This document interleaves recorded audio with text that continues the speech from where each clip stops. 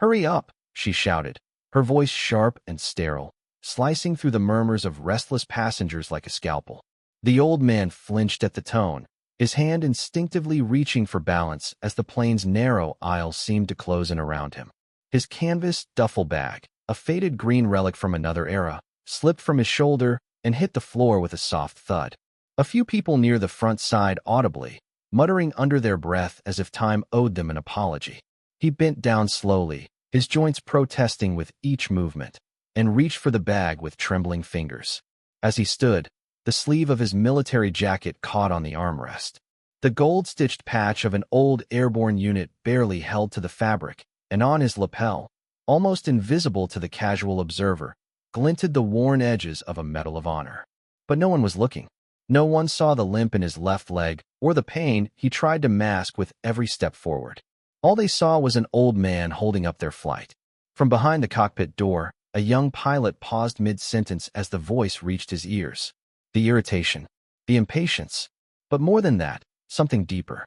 Recognition, a sound he hadn't heard in decades but could never forget. He turned toward the small window on the door and peered out, his eyes locking onto the man in the aisle. And just like that, the years peeled away. Dusty roads, helicopter rotors, smoke, blood, a voice on the radio that had once guided him out of hell. The passengers would never know the full weight of the man who'd just stumbled past them. But the pilot knew. He had lived because of that voice, that man. And within moments, the dynamic of that flight was about to shift, dramatically. Welcome to the Veteran's Voice. Before we dive into this incredible story of recognition and honor, tell us in the comments from which city in the world are you watching this video today? And if you believe that true heroes deserve our respect and recognition, hit that subscribe button to support our growing community. We share these stories because they remind us that greatness often walks among us unnoticed until a moment of recognition changes everything. Flight 892 from Atlanta to San Diego was running behind schedule on a humid Tuesday morning in late September. The Boeing 757 sat at gate C-14, with 186 passengers aboard, most of them business travelers heading to meetings and conferences on the West Coast. The aircraft had already been delayed twice, first by weather, then by mechanical issues, and the crew was under pressure to make up time once they got airborne. Passengers were restless, flight attendants were stressed, and everyone seemed to be running on caffeine and frustration. Among the boarding passengers was William Hayes, 74 years old, moving with the careful, deliberate pace of a man whose body had been through more than most people could imagine. He wore a faded olive-green military jacket over a simple white shirt and dark pants. His gray hair was neatly combed, his posture as straight as arthritis and old injuries would allow. His boarding pass showed seat 23, a middle seat near the back of the plane, that he'd accepted without complaint when booking his ticket months earlier. William had flown commercially only a handful of times since leaving the military 25 years ago. The crowds, the noise, the complexity of modern airports all felt overwhelming to someone who preferred the quiet routine of his small apartment in rural Georgia. But his granddaughter was getting married in San Diego, and despite his limited pension and the cost of travel, he'd managed to save enough for the trip. It would be his first time meeting her fiancé, his first family gathering in over 2 years, and perhaps his last opportunity to see the Pacific Ocean that had been such a crucial part of his military service decades earlier.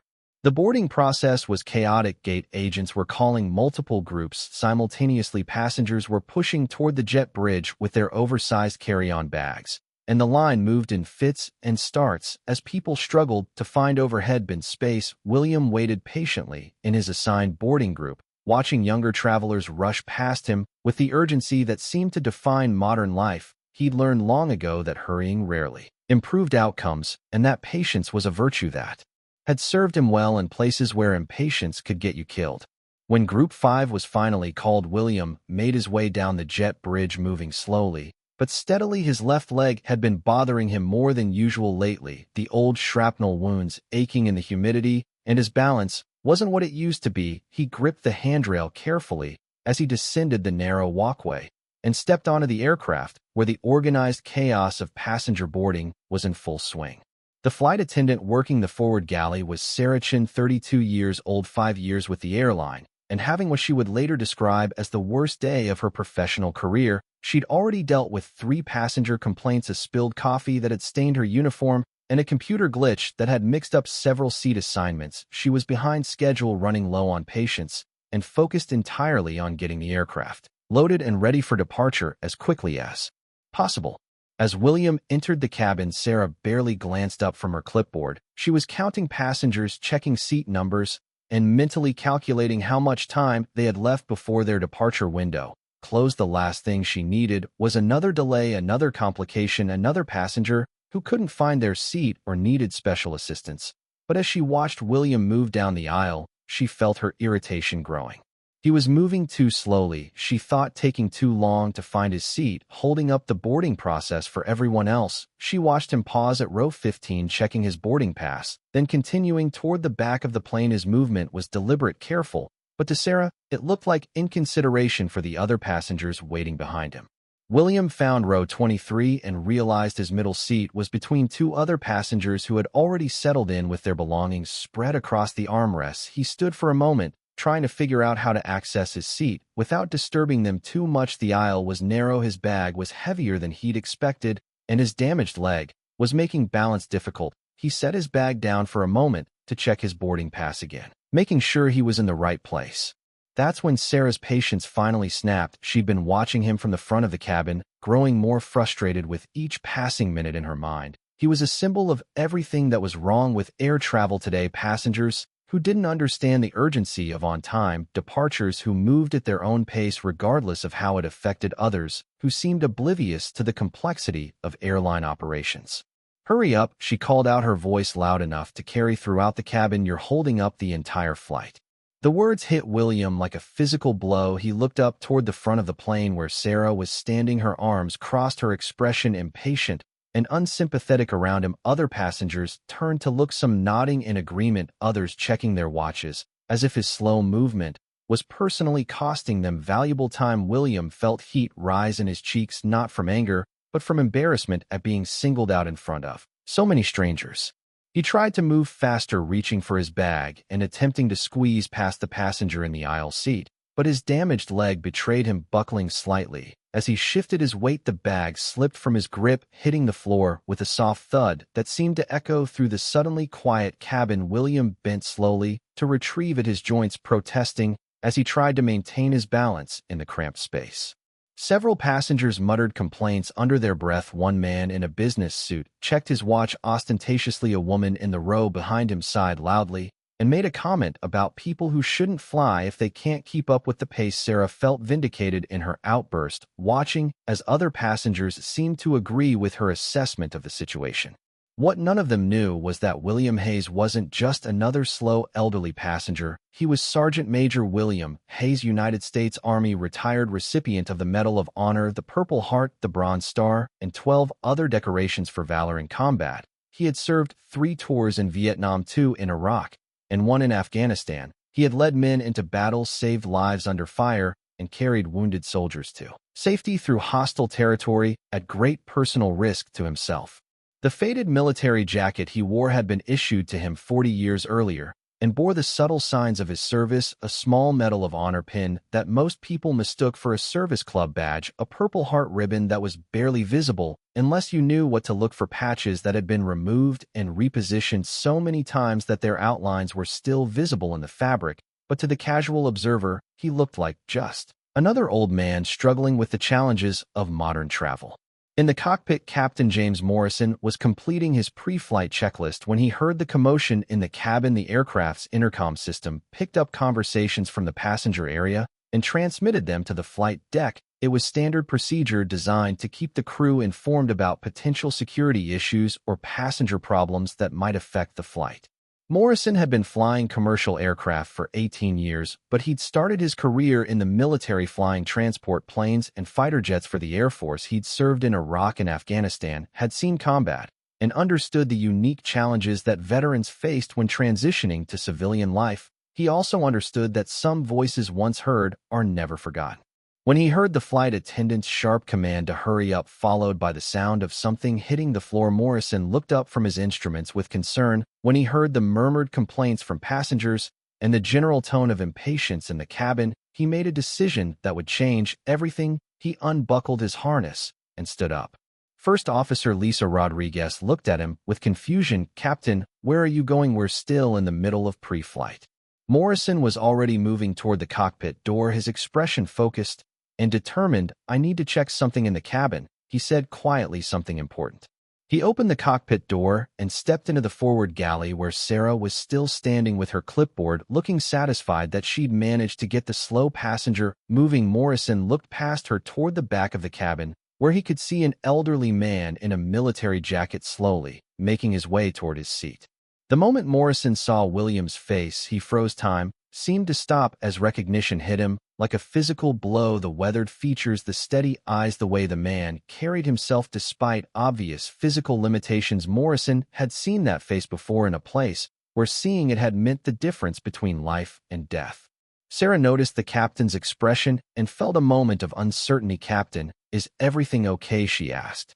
Morrison didn't answer immediately. His mind was racing back 20 years to a dusty forward operating base in Iraq, where he'd been a young lieutenant fresh out of flight school. His older brother, Michael, had been serving with an army unit that had come under heavy fire during a patrol near Fallujah. Michael had been wounded severely enough that evacuation was necessary, but the landing zone was still under enemy fire.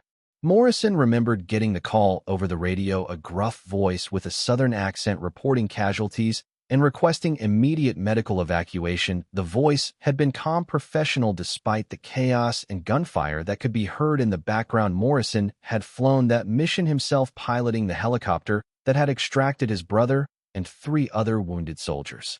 But what he remembered most clearly was the man who had carried Michael to the landing zone, a sergeant major who had ignored his own wounds to help load the casualties onto the helicopter. The man had stayed behind to continue fighting, had waved off medical attention for himself, and had simply said, "Take care of your brother, son," before disappearing back into the firefight. Morrison had never learned the sergeant major's name, but he'd never forgotten his face or his voice. And now, 20 years later, that same face was being humiliated in the cabin of his aircraft by a flight attendant who had no idea what she was dealing with. Captain Morrison walked down the aisle past surprised passengers who weren't accustomed to seeing pilots leave the cockpit during boarding. His movement was purposeful but respectful as he approached the row where William was still struggling to organize his belongings. The conversation in the cabin gradually died as passengers realized something unusual was happening. When Morrison reached William's row, he stopped and looked directly at the older man, studying his features with an intensity that made nearby passengers uncomfortable. William looked up, meeting the pilot's gaze with the same steady calm that had impressed Morrison 2 decades earlier. "Sir," Morrison said, his voice carrying clearly through the cabin, "I need to ask you something." William straightened slightly, recognizing the authority in the pilot's voice. "Yes, sir." "Were you in Iraq in 2004? Morrison asked, operating around Fallujah. William's expression shifted slightly, a flicker of memory crossing his features. "Yes, sir, I was." Morrison felt his throat tighten with emotion, 20 years of gratitude that he'd never been able to express. "Sir, did you serve with the 1st Infantry Division? Did you ever evacuate wounded soldiers to medical helicopters?" William nodded slowly, his pale eyes studying the pilot's face with growing recognition. "There were many evacuations, son, many helicopters, many wounded soldiers." Morrison's voice was barely above a whisper now, but it carried to every corner of the cabin. "Sir, did you ever help load a wounded lieutenant onto a helicopter, a young man who'd been hit by shrapnel in both legs?" William's eyes widened as memory and recognition collided. "Morrison," he said quietly, "Lieutenant Morrison, 1st Cavalry Division." Morrison felt tears forming in his eyes. "That's right, sir, Michael Morrison. He was my brother, and you carried him to safety. You saved his life." The cabin was completely silent now. Every passenger, every flight attendant was focused on the conversation taking place in row 23. Sarah stood frozen in the forward galley, suddenly understanding that she had made a terrible mistake. Morrison continued, his voice growing stronger with emotion. "Sir, you carried my brother 3 miles through hostile territory under enemy fire. You refused medical attention for yourself until every wounded soldier was evacuated safely. You told me to take care of my brother, and then you went back to fighting. Michael lived. Because of you, he came home, because of your courage." William was quiet for a long moment, absorbing the impossible coincidence that had brought him face to face with the brother of a man he'd helped save 2 decades earlier. He thought of all the wounded soldiers he'd evacuated over the years, all the helicopters, all the young faces that had blurred together in memory, but he remembered Lieutenant Morrison, dark-haired, determined, grateful to be alive. "Your brother," Morrison said quietly. "How is he?" Morrison smiled through his tears. "He's good, sir. He's very good. He became a doctor, works in trauma surgery at a hospital in Atlanta. He's married, has 2 kids, coaches Little League Baseball, lives a full life because of what you did." William nodded slowly, feeling the weight of decades of service and sacrifice being acknowledged in a way he'd never expected. "I'm glad he made it," he said simply. "We lost too many good men." Morrison looked around the cabin at the passengers who were now recording the moment on their phones, at Sarah, who was standing in the aisle looking stricken, at the airline employees who had gathered to witness something extraordinary.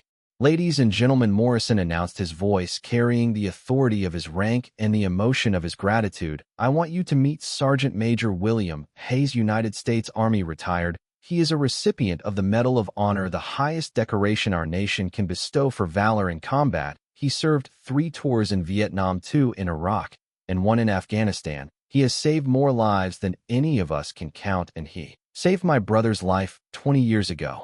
Morrison turned to William. "Sir, I need to ask you something. Would you allow me to escort you to first class? It's not much, but it's the least I can do to honor your service." William looked around the cabin at faces that now reflected respect and admiration instead of impatience and irritation. "I appreciate the gesture, son, but I'm fine where I am." Morrison shook his head respectfully. "Sir, with all due respect, you're not fine where you are. You belong in the front of this aircraft. You've earned that right through decades of service and sacrifice." Before William could protest further, Morrison was already reaching for his bag. Other passengers were standing to make room. A businessman in first class was already gathering his belongings, preparing to give up his seat. Without being asked, the transformation in the cabin was remarkable as impatience gave way to reverence. Sarah approached slowly, her face flushed with shame and embarrassment. "Sergeant Major Hayes," she said quietly, "I owe you an apology. I had no right to speak to you that way. I should have asked if you needed assistance instead of assuming you were being inconsiderate." William looked at her with kindness that surprised everyone within earshot. "Young lady, you were doing your job. You didn't know." But Morrison wasn't finished. "Sir, before we take off, I have something for you." He reached into his uniform pocket and pulled out a small object that gleamed gold in the cabin lighting. It was a pair of pilot's wings, but these were special. These had belonged to his brother Michael, who had earned his own pilot's license after recovering from his wounds and had flown humanitarian missions for a nonprofit organization. "My brother wanted you to have these," Morrison said, pressing the wings into William's palm. He said if he ever found the sergeant major who saved his life, he wanted to give him something that represented hope, the hope that came from knowing that people like you exist in the world. William held the wings, feeling their weight and understanding their significance. "Tell me about your brother," he said. "How did he do after his injuries?" Morrison's smile was genuine and proud. "He did amazing, sir. The doctors said he might never walk normally again, but he proved them wrong. He not only walked, he ran marathons. He became a trauma surgeon specializing in combat injuries. He saved hundreds of lives using skills he learned partly from watching you work under fire." The conversation was interrupted by sustained applause from passengers who had been listening to every word. Some were crying, others were recording, still others were simply absorbed in witnessing something that would change their understanding of heroism and sacrifice. William looked around the cabin, feeling emotions he hadn't experienced in decades. As Morrison escorted William to first class, passengers continued applauding. Many reached out to shake his hand or thank him for his service. Children asked their parents to explain what was happening and why everyone was clapping. The businessman, who had given up his first-class seat, insisted on personally helping William get settled in his new accommodation.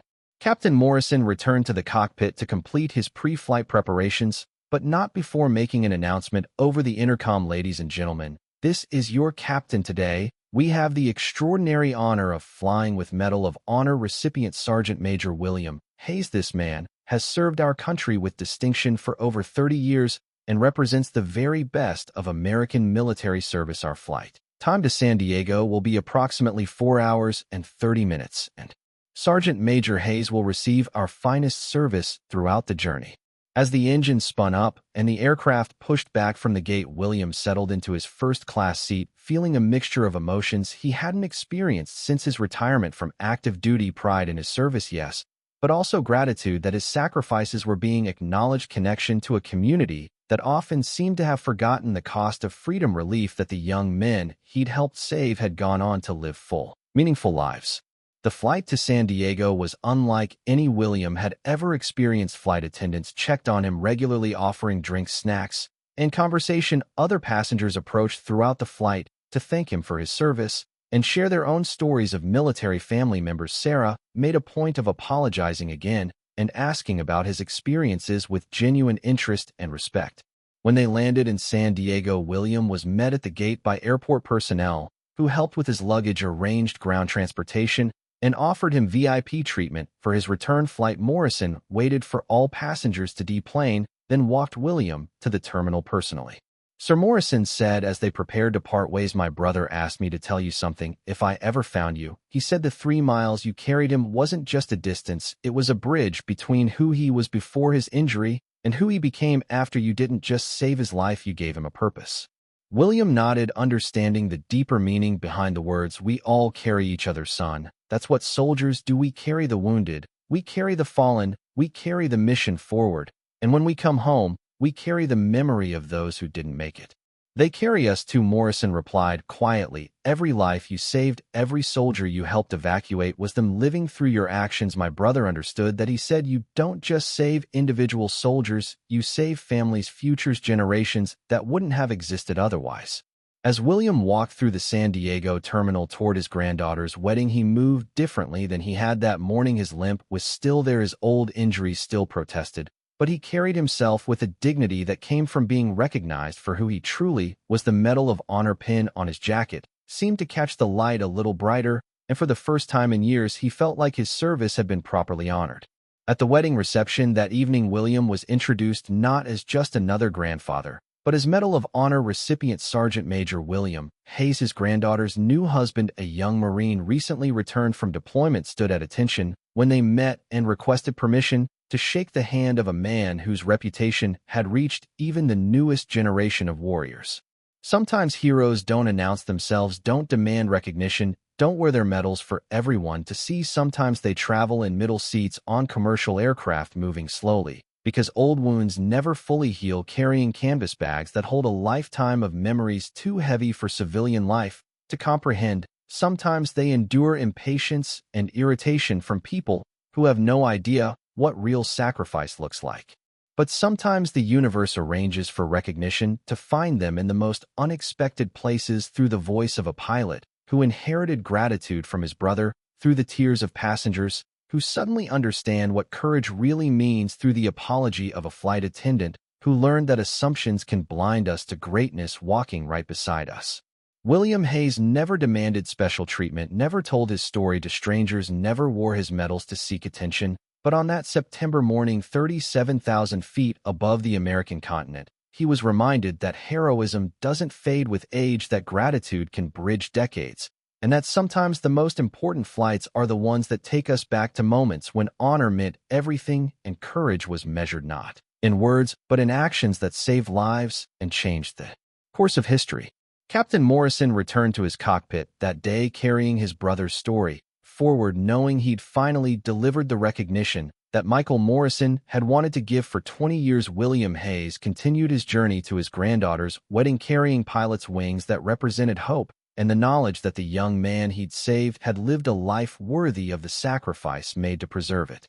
And in airports across America, every day there are stories like this waiting to unfold, stories of quiet heroes who ask for nothing but deserve everything, stories of recognition that transcends time and circumstance, stories that remind us that the price of freedom has always been paid by people who look like our neighbors, our grandfathers, our fellow passengers, but who carry within them experiences and sacrifices that most of us will never fully comprehend or adequately honor. This story was brought to you by the Veteran Voices. Before we leave you today, here's our question. Have you ever known someone who never asked for recognition but deserved more than anyone else? Someone who served quietly, carried their burdens privately, and made sacrifices that shaped your life or your community's future? Tell us in the comments what they meant to you and how their quiet heroism changed your understanding of what real courage looks like. And if you think stories like William's need to be heard, hit that subscribe button to support our channel. We'll see you in the next one.